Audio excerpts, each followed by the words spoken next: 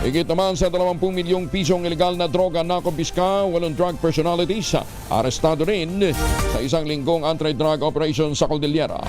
Detalye ng balita mula kay Romy Gonzalez sa Rich 41 ng Bagdabigat, Romy. Higit sa 20 milyong pisong halaga ng ilegal na droga ang nakumpiska at parang drug personality sa manang natimbog sa isang linggong anti-drug operation sa Cordillera.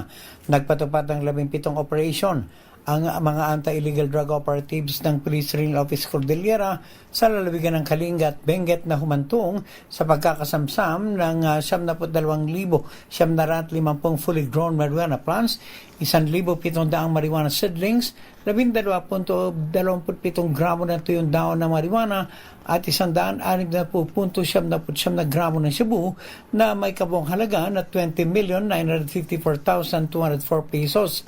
Sa Baguio City nakumpiska ang shabu na nagkakalaga ng 850,000 pesos sa naarestong high-value individual.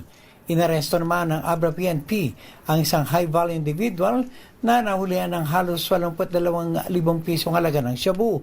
Samantalang sa Mountain Province nakumpiska ng mga PNP personnel sa isang street-level individual ang tuyong daon ng marijuana na nagkakalaga ng 872 pesos.